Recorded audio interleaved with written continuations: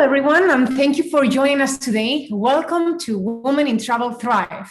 My name is Mercedes Blanco, Vice President of Sales at BCV, a rating company, and of course, proud board member of Women in Travel Thrive. Today, I'm honored to join such a great minds, industry leaders, colleagues, and friends. Together, we are here to thrive. Before we begin, let me explain you what Thrive was built for. Women in Travel Thrive is a non-profit organization whose primary goal it is to make professional connections between women in the travel and hospitality industry. Let's face it, we all needed and wanted something like this to support one another. And now a message from our director, founding director, and the Thrive Hive.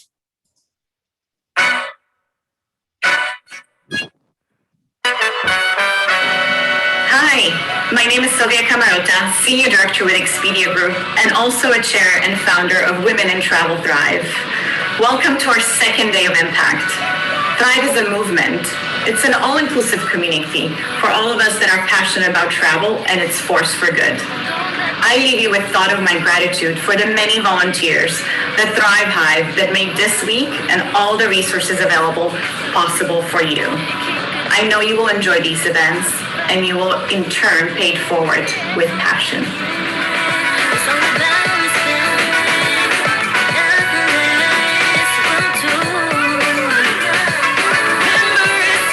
Play to your strengths and always keep growing them. When looking at a new opportunity, don't be scared by what you don't know. Be excited for what you're about to learn. My advice is simple. I learned it from my mom as a very young girl. Ask for what you want. My mom told me if you don't ask for what you want, you're not going to get it because people can't read your mind. So good luck and go out and ask for what you want. Remember that pressure makes diamonds. Keep pushing forward. And my advice to you is to be comfortable being uncomfortable. Network with people across different parts of the travel industry to get a fresh perspective on the same idea. Hey fellow Thrivers, my word of advice is to be curious and stay curious. Spend 10% of your time networking. It's so critical to make connections. Don't be afraid to put yourself out there. One day you'll wake up and realize there's no more time left to do the things that you want to do. Do them now. My advice, stay curious, embrace the change, and never be afraid to ask for help. Don't wait until you feel 100% ready to apply for that next job. Most men won't. Say yes to the things that scare you the most. So my advice is to nurture your network. Stay in touch with your industry colleagues. Find out how you can help them. You'll be surprised how this can also open doors and opportunities for you. True worth is a measure in comparison to others. Identify your priorities and make them your driving force. My advice, persistence. This is for my ladies like soldiers, we stand up. Remember when Tupac told us keep our head up. And even when the times get rough, we get up. Treat your life like a stage, you got hand to tear up. Pass the mic, ladies come through.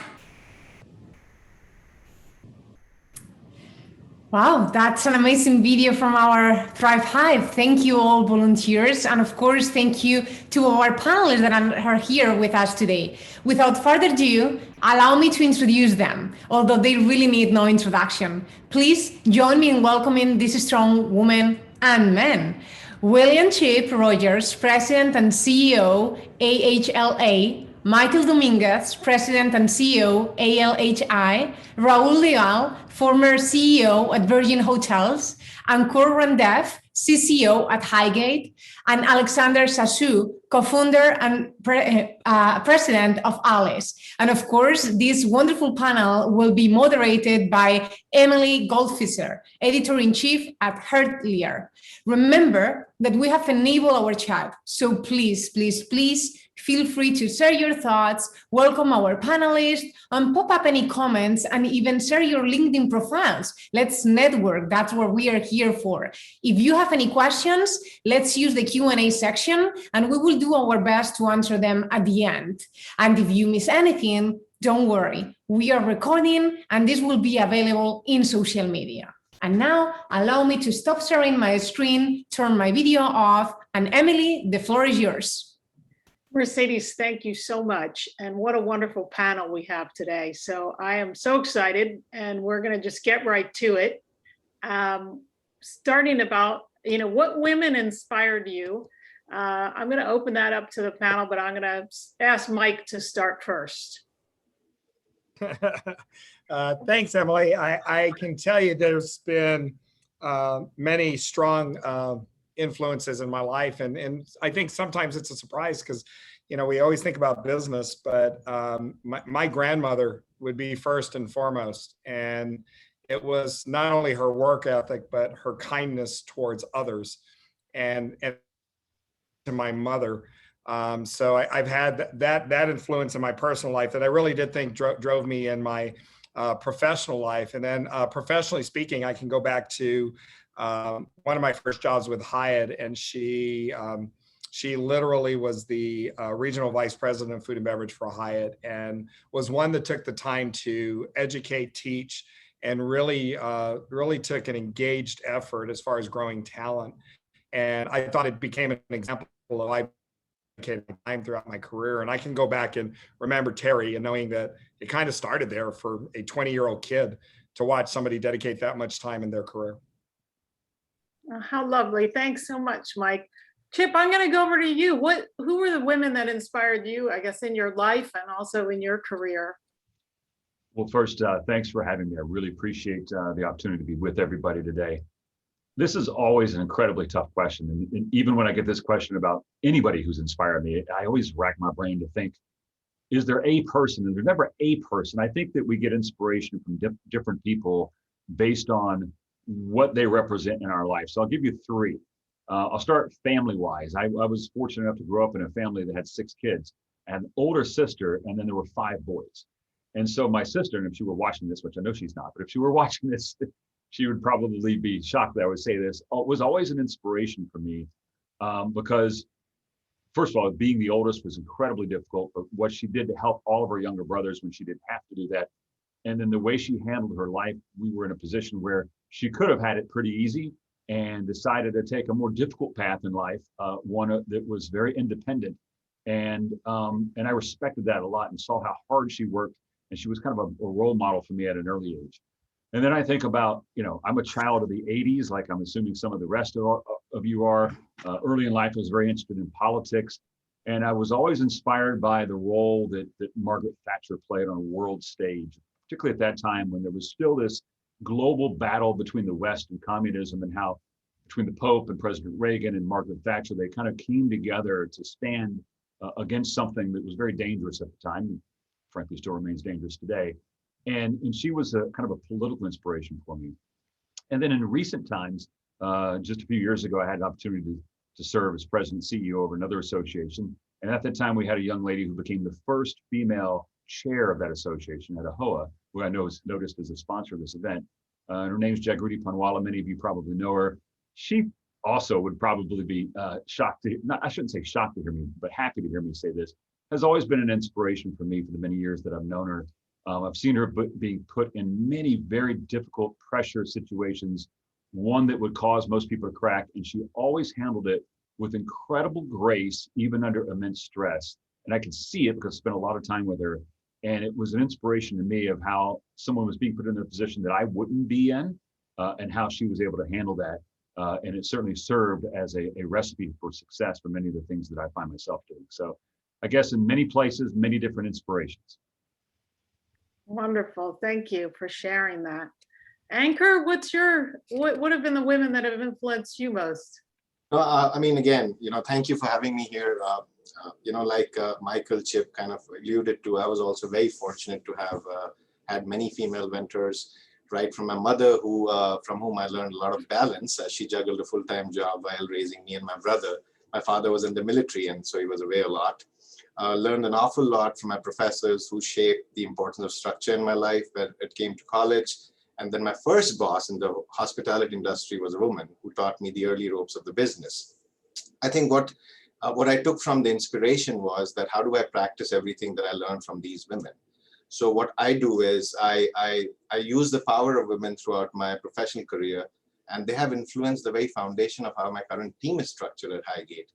My senior leadership team comprises of 80% women. In my experience, I've always thought of these fine ladies to be incredibly diligent and committed. And when I see organizations, allowing women to leave their jobs or the workforce altogether, they're losing out on, great talent, work ethic, and dependability, and they're trading on the futures. So again, there's a lot to be said about it. So that's my, inspiration that I draw from these ladies. Great, thank you. And I'm going to come back to that comment that 80% of your leadership team is women, but we'll come back to that. And I'm going to go over to Raul and ask him about the women in his life.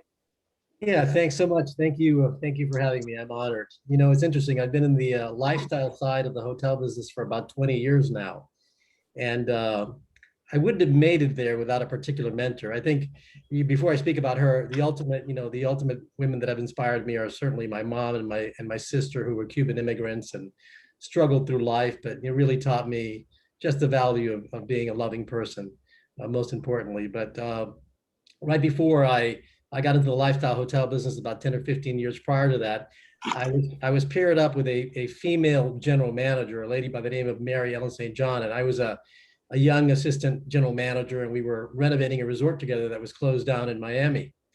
And in her prior life, she had been an interior designer. And I was wondering why we were paired up together, because I didn't know anything about interior design. I was just an operations guy, basically. And so we worked together for 2 years, and I learned everything about interior design. It really was like going to school. I mean, she was amazing. And I learned, materials and patterns and lighting and all the things that would be necessary later on in my life, to operate lifestyle hotels, which where design is a critical component of it. But she was such a great friend and mentor. And I'll never forget, one day she said to me, she goes, you're a good leader. And she said, you manage upward really well and you deal well with the team at the home office. But she said, you really don't know how to dress whatsoever. She said, I'm going to take you shopping. And she took me shopping and really actually bought me some really lovely suits and whatever. She says, I'd like you to dress for success, and taught me a little bit about a couple of different things, manners wise as well. It was a great education, but she was a close friend and mentor. Had I not had that experience, I never would have been able to launch my own lifestyle hotel company early in 2001, nor would I ever have met Richard Branson, which then led to my becoming CEO for Virgin Hotels. Richard and I actually met at the Betsy in Miami, which was one of the hotels that I helped design. So Mary Ellen has passed away ever since, but thank you, Mary Ellen. I couldn't have done it without you. What a wonderful tribute. Wow, that's amazing. Alex, you gonna top that? I doubt that. I don't think anyone can top that. Taking my Raul, you're dressed pretty well today as well. Let me say thank you, that. man. Well, she also taught me how to eat soup as well, too. She told me. I don't know what that meant, but anyway. Glad to hear it. You can eat with my queen one day. So I guess for me, I started Alice pretty young, but I had one manager before that in my first job in finance, and her name was Manal El-Dumiati, and boy, was she tough. And I got the impression she didn't like me much, or at least she gave that impression. She thought I had it all too easy in my life. And I think she was definitely not wrong, but that made me work so much harder. And it really taught me kind of how to be attentive to detail. And she pushed me hard, and we're good friends today. I think we're almost better friends once I've left. And I think she created the work ethic in me. And so I think she was inspirational. However, most of my experience has been at Alice. And so most of my professional development has come from the women at Alice. And we've got some badass women here, and they've taught me how to challenge, how to inspire, and how to lead women. And one in particular, who some of you might know, is Wendy Zappek. And what she's done is she's created a safe space for me to go to her and ask her the really uncomfortable and the really almost unethical questions about working with women as a man, as a male leader. And as a result, I feel that I'm so much better equipped for it. That's great. Oh, that is great. That is great. For the next section of the panel, it's so wonderful to hear all these great women that have influenced all these successful men in the business, and the sensitivity that you have for working with women. Unfortunately, according to recent statistics, that women make up 39% of global employment, but actually account for 54% of the overall job losses that have occurred during the pandemic, which means that women are actually leaving the workforce at 4 times the rate of men. And one of the reasons that of this is from parenting, and that women take on the burden, the primary burden of caregiving. And Raul, this was a topic you had expressed interest in speaking about.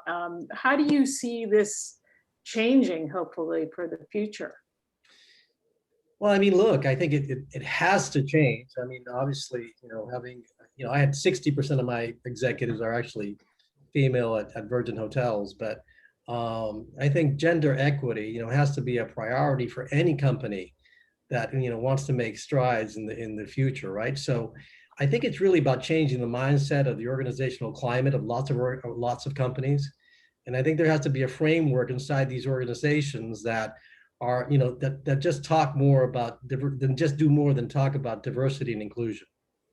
Diversity sometimes, whether it's gender, race, or whatever, becomes a number, becomes a race of quotas.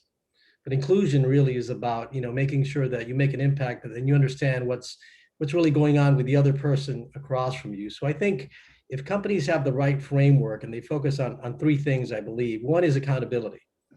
Understanding your workforce, the opportunities, the demographics inside your workforce, and creating opportunities, and making sure that your open door and fair treatment policies are something that are really, really strong, that apply to everybody, but in an environment that people feel safe when there are issues that need to be addressed, and that the open door policy is more than just a poster on the wall. The other thing is creating a community that makes females feel empowered to be able to communicate and contribute, and having committee friendly female committee, females that are, or committees that are female friendly, and involvement in the community and local events that are female led, and what forth.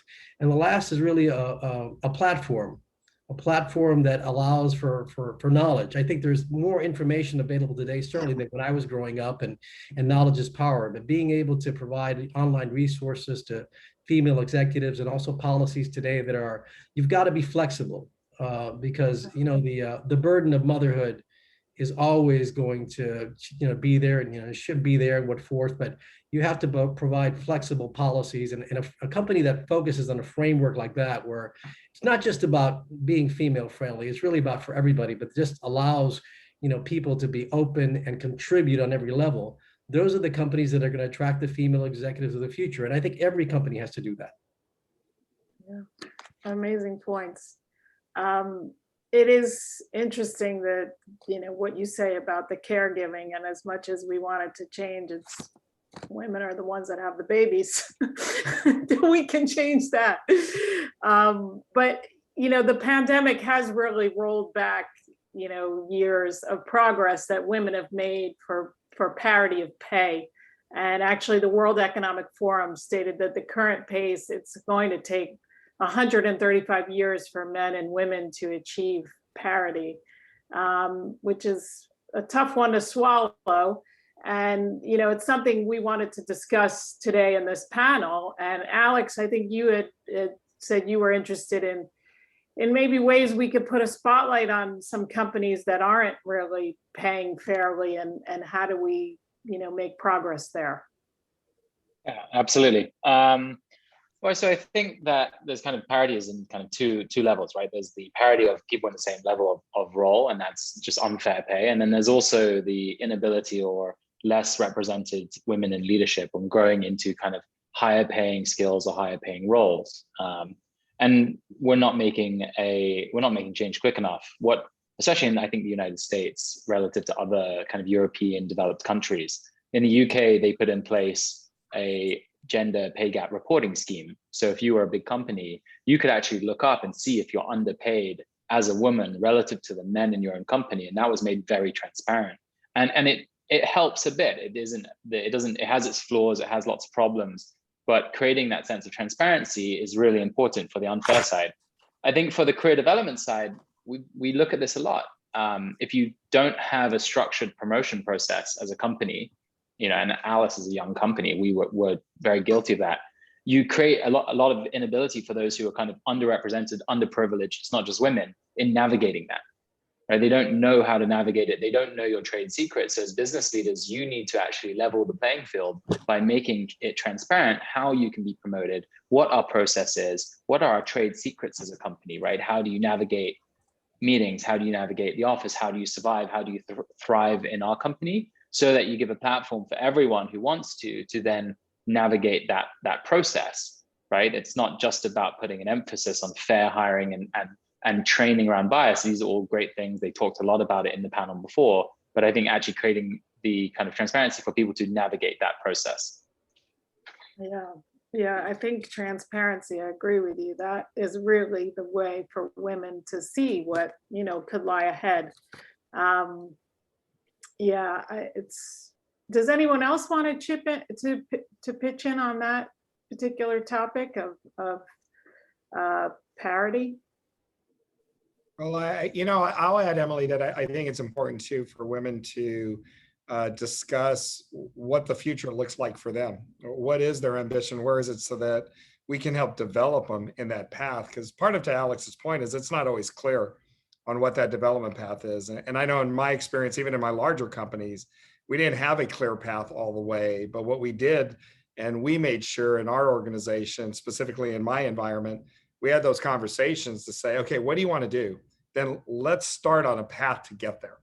And we started that development well ahead of time. And I think sometimes that's missed, is having that conversation, because we put our heads down, and this is with all genders, but even specifically with women, we're putting our heads down and going so fast that we're not looking up to say, okay, where am I headed? And where do I really want to go with this? And sometimes I think we get into those gaps where it's too late. So you're now interviewing for a job and you haven't prepared for it. You haven't been working towards it, and now you're at a disadvantage. And my thing is, I think you got to hit it from both ends. You've got to really spend the time on the development side so that you're preparing them for that next role, that they are the best candidate when they're stepping forward, not because of their gender, but because they're the best candidate and their gender. And I think that's an important piece of the puzzle that we sometimes miss. Yeah, that's a really good point. I would just sorry. Yeah, no, I was just going to add one thing, and thank you for that. I think that you're right on. But look, I think sometimes, if the company you're with isn't offering you the resources, and I think this goes for men and women, if the company you're with, for whatever reason, doesn't offer you the resources that you need to educate yourself, or get to a certain point in your career, whatever that may be. I'm just going back to, self-preparation and self-education today is so much easier than it was, maybe even 10 or 15 years ago. So, my recommendation, I was a mentor for a panel of Cornell students, all female. And one of my recommendations for them was exactly that. Look, continue to learn the areas that you need to prepare for yourself for in the future. Don't just rely on your employer, because at the end of the day, it's really going to be up to you to put yourself in a position to succeed. So that's a great advice. And a nice segue into the next question, which is about, women getting into senior positions. And basically current research has shown that firms with women in senior positions are more profitable, more socially responsible, and provide safer and higher quality customer experience. So it would then suggest that adding women to the C-suite would shift things. And 54% of tourism's employment is female, yet it's not represented in the senior and strategic roles. So Chip, this was a topic you expressed interest in speaking about. And what do you think? Why do you think we're lacking some female representation at the top? Oh, well, I will plead my ignorance in not understanding irrational thinking. I'll just put it to you that way. So my educational background, which I grow to appreciate each and every day more and more, even though I don't practice it, it was in engineering.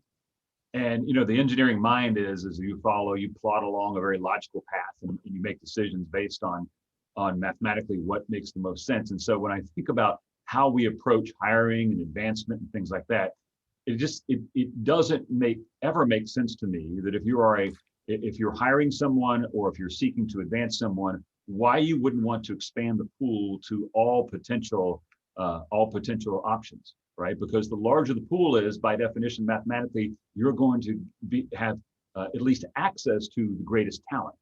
And so I don't know, clearly there's been cultural reasons that we've arrived at this point, but I don't know logically how we've arrived at this point. And I would hope that moving forward, we all as people who have been blessed to be placed in leadership positions, and I'm sure everyone on this call already does this, but just simply follow that very simple motto of, I want the best so that my team can perform the best. And if I'm going to do that, I need to have access to everybody that can provide those talents. And clearly making sure that women are a part of that pool and giving that same access is the only logical thing to do. The second part of it, again, when I try to wrap my brain around things that don't make sense, is by definition, we're all sons of mothers. Many of us have sisters and we have daughters. Why would we ever want any less opportunity for those people that are so important in our lives than their male counterparts, our fathers, our brothers, our sons? And so, again, I just come with this from a very logical approach of what makes sense. And when you apply that, I think we ultimately get to the goals that we want, which is equal opportunity 100% across the board for everybody. And then from that, we will see the success of women that heretofore we've not seen. Wow, amazing. And I mean, do you think that, like we were saying in the previous question, though, that, it has to be done structurally because, we haven't seen the change to date. So what will make the difference, do you think, Chip?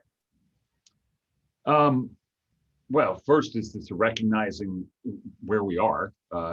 If we're not able to be honest with ourselves about that, then it's very difficult to solve the problem. Making the additional effort to provide that opportunity. I was struck by the last question. We talked a lot about a women's role in society and caregiving. Yet almost every single one of us quoted, and we certainly would, I assume, all speak to the incredible importance of the mothers and how they've shaped our lives. So if we recognize that point, and then we recognize that incredible talent being in the workforce, how do we make sure that we're meeting people where they are in their life, not where we wish them to be? That's one of the things we do here at HLA. I was talking to 2 new hires this morning about never let this job get in the role of you having a fulfilling life. And so if we're able to do that, structurally change how we look at our workforce and how that, and by the way, I think this pandemic has certainly helped in that respect, in that the flexibility that we now recognize is available to give to our workforce and still have them be able to meet the demands of whatever our businesses are asking for. I think really affords us the opportunity to look at how we shape roles in our organizations in a much, much different way, so that there's no way we could continue to exclude caregivers because of time constraints, because time is now not necessarily the element when you can work in a very digital and remote way in just about every role. And so I think that affords us the opportunity to rethink how we structure our businesses, how we structure our hiring processes, and yet open it up to those people that would traditionally have other things in their life pulling them away from a very traditional workplace setting. Yeah, amazing. I'm noting in the comments that someone has suggested that there might be some unconscious bias at play, which could be what's happened in the past. But to your point, the pandemic has changed, a lot of things and capabilities of companies to be more flexible. And actually, with that in mind, I'll lead into the next question, which is some data from McKinsey that came out during the pandemic, which is only 85 women are promoted for every 100 men, and that this disparity is even larger for women of color and Latinas, and where 58 and 71 women respectively are being promoted for every 100 men. And Anchor, I mean, this was a topic you were interested to speak about, and I go back to the fact that you actually said you have 80% of your leadership team is female. So, how do you think other companies can follow your lead and the lead of, yeah. You want to give out my trade secret? Here we go. So I think employers have to recognize that the irreplaceable attributes that women possess beyond their day-to-day roles. Women are great mentors, They are pivotal in succession planning. When you give a woman a certain line of business to run, they've always found that, they take it as their own, deliver unmatched passion, dedication, and results. So I think my team is being overwhelming female and has all types of races and ethnicities. This varying representation, what we've learned, has actually made us more powerful, collaborative, and successful. So I think there's no panaceas for what it should be. But again, what we have learned is, it's worked really well for us. And again, I think you made mention of a stat that certain companies are more profitable. I don't know about that. But again, it has definitely played into how we function as a business, how we function as a community, and how we function as an organization overall. What If do I may you add look to for? this, Oh, sorry, go ahead. well, I was going to say, I think there's also the conversation is somewhat skewed because we're talking about leadership, and in fairness, like Alice has a really strong female leadership, more females than men. But that is not true of our founding team, and that is not true of our executive team. So a lot of companies are going out and doing a much better job of putting women in leadership, but it's not matriculating up to the very top level yet, right? And I think that's also a big part of the discussion. And what I've noticed is this is a small company. I speak from my experience, not statistics, not for everyone else, but there were less women at the time willing to take the risk of doing something that could create a career like misstep by joining a young company for Alice or founding it. And then those that do find less investors because most investors are white men and they are familiar in investing in white men. And so when you're getting investment as a woman, you often faced with the downside questions. And when you're getting investment as a man, you're faced with the upside questions. And that's where the unconscious bias is. So it's kind of systemic, and you almost need like every level to improve to then see a bigger pool of talent that has done the C-suite before, that has done the executive before. And it's this type of conversation, it's these types of leaders on this panel that need to keep pushing it and making sure that we're creating opportunities for women at the very top level, even if there's a smaller pool, so that more women feel comfortable to take those risks. That's a great point. And I think, just adding to that point a little bit, I think this is a topic that needs to be on every board of directors' agenda. I mean, that's really where it starts. It's almost, it's beyond the CEO to some degree as well. I mean, the board of directors have to have an active role in pushing this issue and the diversity and inclusion issues across a variety of different companies. That's how you, begin to then have a conversation about having more females in the C-suite. And Emily, I'm going to add, I know the Journal, probably about 18 months ago, they had a report out, and it was really telling that, we focus on the C-suite, but if you went one level down in the senior level, it was packed with females and diversity, and it's coming full force. And that gave me a lot of optimism. It doesn't mean that we don't have an issue, but, Chip mentioned something about something being cultural. I always go back to this, and if you'll allow me, I was part of HACIR, which is the Hispanic Association on Corporate Responsibility. And when I'm on this panel, I was having this discussion. One of the things I said, and I apply this to our issues with women in the workforce as well. When we talk about, because it was the same issue with Hispanics being represented on boards and what that looks like, and that's their organization. But what I said is they've never put the generational overlay with the ethnic overlay. And I had a person say, well, what do you mean by that? I go, my parents went to work. They didn't go to school. I'm the first generation of Latino that went to school, and all my friends went to school, and my kids don't know any different. They're going to college, and that is the expectation. And that was different culturally. And that's over the last 30 to 40 years. And that's why we're coming. And women specifically in the US, didn't have those same opportunities until Title IX, which was in 1972. And that's when Chip said cultural, it just triggered it with me that some of this is generational. And we have this huge pull of talented women and diverse talent that's coming that I think we have a responsibility to make sure we capitalize on. But I do believe some of it is cultural. I'm glad we're having the conversation, but some of it's situational. And we're about a decade away from that, just a tidal wave switching, because people will retire. And as they retire and move out of those roles, the pull that's available now looks so different than it did 20 years ago. That's a really good point about, just with time. But I guess also the point of this conversation too is to make sure that along with time and progress, that the the fundamentals are in place to allow, the structure can allow for that change. That's the responsibility. I mean, We'll get back to that. That's responsibility. It's our responsibility to capitalize on it. But I think it's important to know it's there. That's why we need to be having these conversations right now. yeah, true. I mean, and I open this again to Anchor because of his, you know, statistics and Highgate's great reputation with having women in top roles. Like, what do you look for when you're hiring for executive roles, and how have you gotten more women? You know, I mean, just on the onset, you know, I don't look for a gender specific role when I hire. So it's no role is a gender specific role. You know, it's all about who's the right person for the role and who's going to do the best job.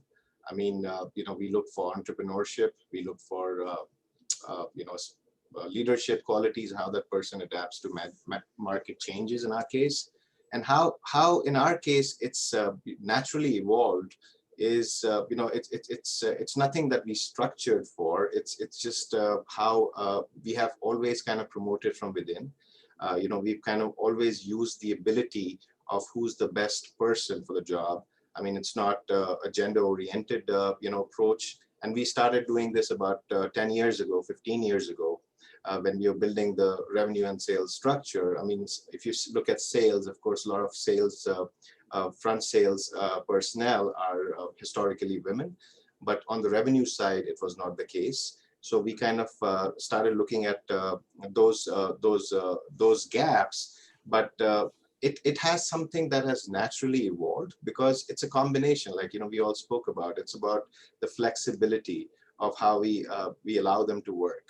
It's the flexibility of how we allow them to think and be entrepreneur in their approaches. And also we have a weekly listen up, you know, everybody does that, but we have the ability to kind of just have them talk. And, you know, when you are the one listening, it's actually a lot of learning. So I would say it's nothing strategic. We have allowed the ability for the flow to and the faucets to be open, and we are here because of a combination of things that have happened in the past. Interesting. Do you feel that women have certain skills that, you know, men don't, or that maybe are good in hospitality? I mean, in my opinion, I mean, I would say it's no pot shots at men here, but the point here is I've always found them to be incredible diligent and committed, and, you know, they have very superior work ethic. They're very dependable, and again, you know, those are the aspects that I have kind of you know, experienced myself, and my team has been built on those principles. And, you know, they've just continued to show up in my case. So again, I won't say there's one thing or the other. It's just we've been pretty fortunate. Great, that was great. And then in terms of career advice, as we have a lot of women in the audience here today, and this is open to anyone to answer, is, you know, what advice would you give to women that are looking to move up into their career to get to these leadership positions? Okay, I'll call on Alex. Awesome. I was actually doing some reading on this yesterday, and I heard the panel from earlier, so I'll try not to be repetitive. I think a lot of people focus on women not asking for it, and I found a lot of reading that is not the case, and I was surprised by that. So it's not always the case that women aren't asking, it's that they're not getting. So my advice will focus on the getting, and I think it will be in twofold. One is, it is incredibly important to have sponsorship, to have people who support you inside your company and outside of your company, not just women and men, and to take that time, whether it's 10% of your time, 20% of your time, to go out and foster those relationships for people who can show you the ropes. We started Alice at the age of 23. We had no idea how to start a company, how to be a CEO, how to hire people. And we did maybe the best thing we did was seek mentors and advisors who could show us the ropes. And that helped us progress our careers. And I've seen it from within the company as well, as the women in our company who build those relationships with people above them in the position and people below them and kind of navigate that ladder upwards do so much better because they have that sponsorship. And the second, I think, is just feel a little more confident in negotiating for yourself, right? I think that, and I heard in the panel earlier that men are more comfortable applying for roles for which they don't have the skills than women. And I think the numbers were men are happy to apply if they have 55% of the skills needed, and women won't apply until they have 100%. And so as a result, you're not as confident negotiating for a position that's a little bit outside of what you've done before, but that's the point of a promotion. Is you're going to the next thing, you're going to learn it on the job, have confidence in yourself and stand by that. And as a result, be paid what you clearly deserve and what you're going to grow into. Great advice. Emily, I'll be happy to jump in there. Okay. A lot of things come to mind, and it's not gender specific, but it's certainly applicable to everybody. Show up, and what I mean by that is be the person that folks can always rely on. Second, find where you can add additional value. In every organization, they're looking for people that can add value. How do you become that person that people can rely on to add the additional value? Third, and it's a little bit of what Alex just mentioned a moment ago, and I even talked to my own kids about this, and it's a thing I wish I had learned earlier in life, but be able to communicate in any setting. I cannot stress that enough. I mean, you see so many young people today who do not want to verbally communicate. They want to digitally communicate. And yes, that may work in the setting of comfort in your own home, but when you're in a position where you have to ask for something, or you want to show that you're ready for it or an opportunity, you've got to be able to verbally communicate in a way that really shines through the success that you can offer. And so being able to do that is, and for some people that is painful, and men and women, but it is a skill you can acquire. You've got to work at it, but it's really important. So if you do kind of those simple things, you'll be amazed at how success will come your way. Those are great tips. Raul, do you want to jump in on that? Yeah, absolutely. I mean, look, I certainly, my career, without the mentors that I've had in my career, who knows where I'd be today, frankly. So I just or how you would be dressed, or how I would be dressed, or eat soup, even. Or eat soup, yeah. Or eat soup. So I mean, here's the thing. I think the interesting thing about it is that there's plenty of people that will help you, for sure. I mean, I found that out during my career. If you let them know, what your goals are, where you want to go. But sometimes you can't find that mentor inside an organization, just like Alex said. Sometimes you have to look outside the organization, or for somebody who inspires you, a role model. And it's interesting about networking today. We all have so many more opportunities to network, but don't just network inside your primary line of people that you have. Have your secondary tier as well. Those people that maybe you don't speak to more than once a year, or send an email or whatever else. So networking through your secondary tier helps a lot in terms of just meeting new people and new experiences, and not just the people that you have comfort with reaching out one way or the other. We had a funny saying at Virgin, which kind of applies. It's a company with a sense of humor. So we always said, we're humble, but not modest. And I think what that means is, look, I think humility first, of course, but you have to be your own advocate as well, because you have your own unique skill sets, your own talents, and people, if you don't speak up and tell people what those are, or show people, like Chip said, at the end of the day, do your job, right? Execute at what you're doing. You're going to get noticed. It may not be at the moment, it may not be in the current company, but you're definitely going to get noticed. And then finally, if you want to, move quickly, sometimes it's great to take yourself out of your comfort zone and learn things that you may not want to learn, aren't your natural aptitude. I mean, I know lots and lots of people are, sometimes afraid of, reading a financial statement, for example, which I'm a big advocate of, because that's, running a business, you have to understand your financials. So you know what? Take an accounting class online and do something that helps you, take it to the next level or whatever else. But like everybody else and myself, and I'm sure everybody on this panel, I have been turned down many times for either jobs that I thought I was qualified for, or positions, or things that I should have gotten. But the key is to be persistent. Inevitably, if you work hard, you're going to get the opportunity. You just have to be ready for it. Yeah. Any tips on that, bouncing back from, failure or not getting a job? Like, how did you bounce back? Tearfully. You have to put it behind you. That's just you have to put it behind you as quickly as possible. What did you learn from that experience? And, once you get past it, just, take the learnings to the next job. You'll be much better the next time. Emily, I'll add to that is, I think it's important to ask, especially if you're passed over, is where was I deficient? And it takes you being big enough to understand that somebody may have gotten the job because they're better at that moment. And I go, we understand that in sports, which always kills me. Like, you'll understand why one quarterback's starting and the other one's a backup.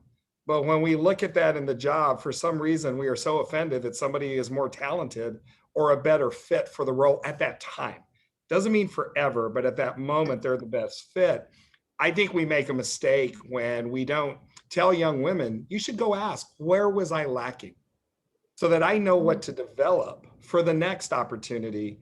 And then maybe you're not disappointed on the next one. But we're sometimes afraid of that because it's our human condition where we have to put a barrier that there was another reason versus somebody was just a better fit.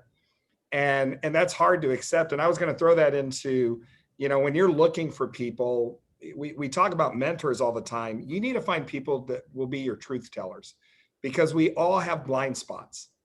And if you really want to advance, you need to have somebody that's going to be your truth teller to say, you need to know you have a blind spot right here. Because if you're picking somebody to be a truth teller, they have your best interests at heart. And hopefully you'll listen to that a little bit more and it'll help you prepare as you move forward. But I don't think we talk about that enough. My job to help develop somebody is not to tell them what they want to hear. If I really care about them, I'm going to tell them where they're deficient and what they need to work on to get to that next role. And we're sometimes trying to coddle somebody to make them feel better. That's not my job as a truth teller or a mentor. My job is to tell you, you know what, you did. And in one of my previous jobs, I passed somebody over that was female, and there were multiple females that applied for the job, but she wasn't ready and it was the wrong fit. And it's interesting because I brought her in after the interviews. And I said, I need you to know you're going to walk out of here saying, I know I can do that job. And I need you to understand that I know you can too. The question I had to answer was, should you be doing it right now with all the circumstances I know? And the answer is no. There's other situations. And I need you to understand that. You don't need to walk out of here saying, what else do I? Nothing. Just keep doing it. It was a bad fit. And she was a football fan. And I told her, I have the best running back in football and you're a running back. It doesn't mean you're not good. I just need someone to block for my running back right now. And that was the timing. It helped her get over the hump. But I think as leaders, we do a poor job of telling somebody, because we don't want to have the hard conversation, of telling somebody why they didn't get the role. And I think we all have to do a better job of that if we're really going to move the needle, because she walked out of there. And by the way, 18 months later, she got the job that's the perfect fit for her and she is excelling. And that was what you wanted when it's all said and done. And it's not just in promotions. I think that's to be said of performance too. I know many managers who feel uncomfortable giving negative feedback to women, and especially actually high performing women, for fear of kind of shaking the tree and not doing it in the right way. And so as business leaders, we need to actually give training and give space to do that, because otherwise, just like anyone, if you don't get the negative feedback, you're never going to improve and develop. Yeah, I would agree that actually that's really the kind thing to do, is to tell someone these are the things that you need to work on, and that's how you're going to get to the next steps. And I also want to thank Mike for doing a couple sports references just to keep it, keep the man's perspective on the sports coming in. By the way, my wife's a bigger sports fan than I am. Again, and not gender specific. It's people understand that in one sport or another.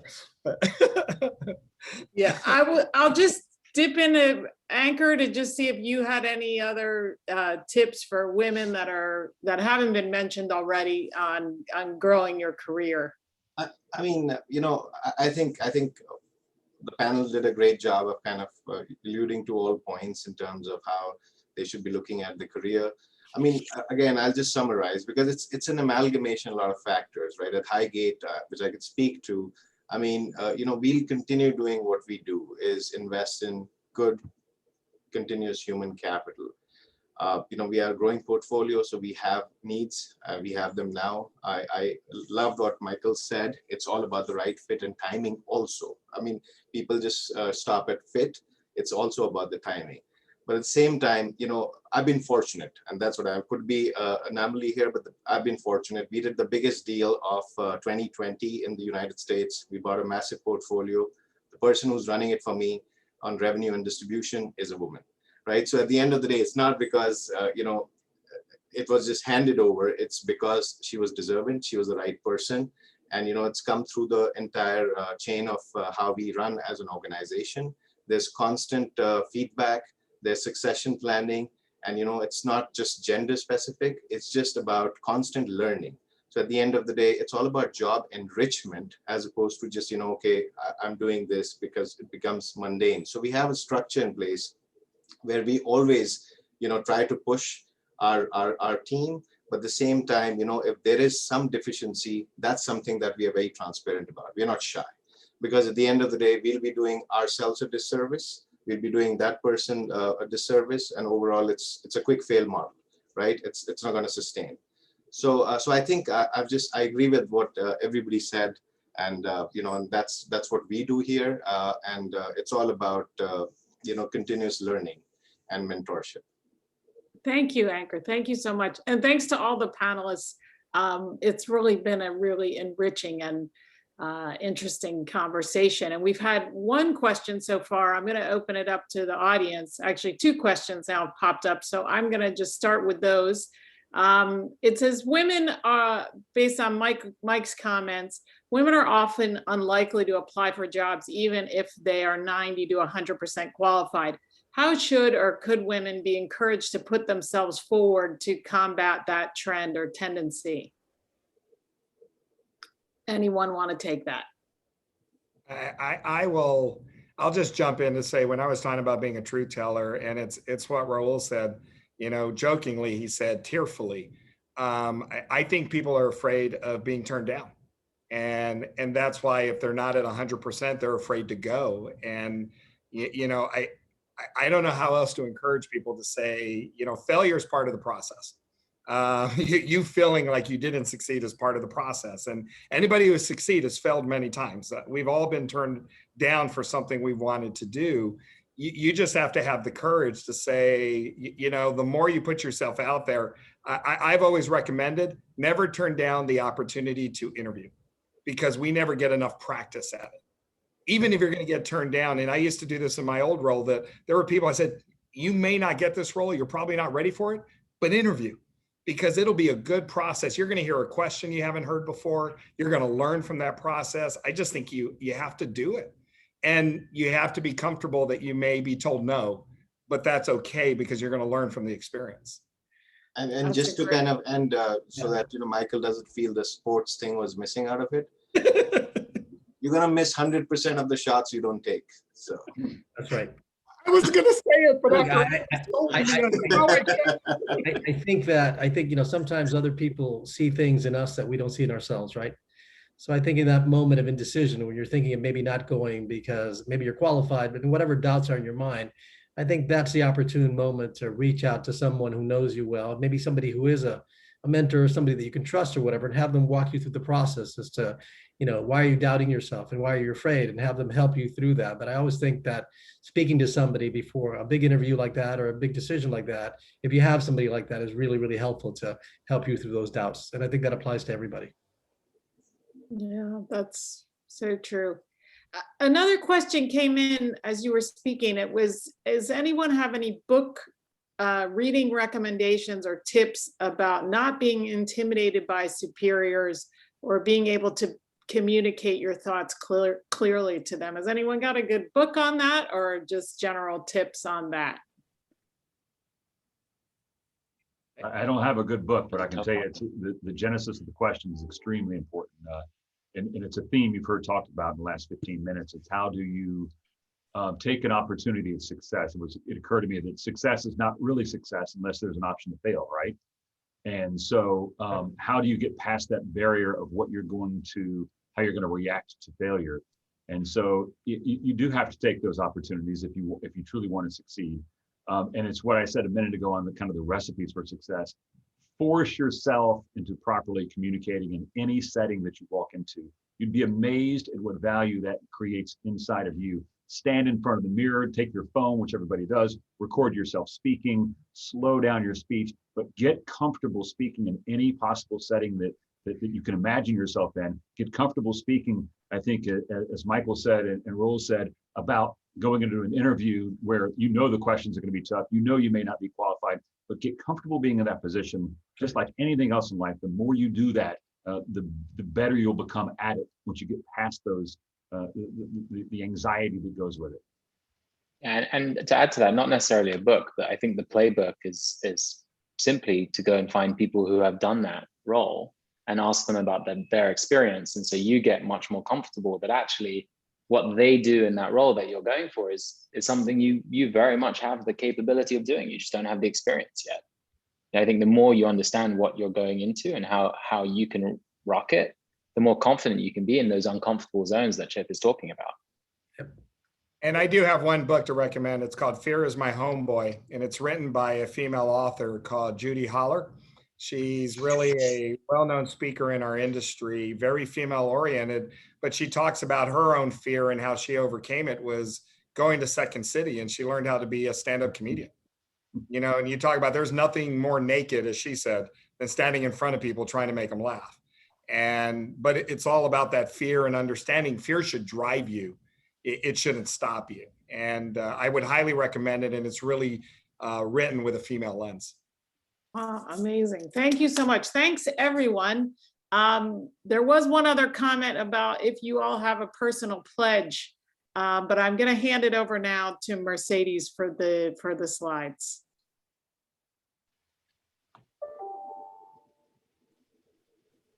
Thank you so much, Emily, and thank you so much to all of our speakers. It's been an amazing panel. Thank you for keeping it that interesting and that's relevant for the audience. So before closing here today, I just wanted to say thank you. I hope that you enjoyed this event and benefited from all of the insights. Today's event was only possible because of our Thrive volunteers that dedicate their spare time, if they have any, to help the cause. So thank you, Thrive Hive. Thrive is very excited to share that thank you to our sponsors and independent donations, we are now able to open on our empowerment bundles to any woman in travel who are in need to re-enter the industry or looking to grow their career within. If you are looking or know someone that would benefit from being a recipient, please just send them to our website because first recipients will be selected in July. So let's keep posting it and passing it forward. In another good news, the Thrive Match networking program is here to stay, and it is here to stay for free. This is just a quick sign up through our website and available to all women, men, allies, and anyone interested in networking in our industry. Lastly, we are thrilled to recognize all of our sponsors and partners. Many thanks to all of the logos here on the screen, Highgate, Vindo, Hyatt, Winit by GBTA, Florida Atlantic University, J Public Relationships, Flip2, HSMAI, Boston Communication, CareerFrame, and of course, AAHOA. So thank you all for partnering with Thrive. Really, really appreciate it.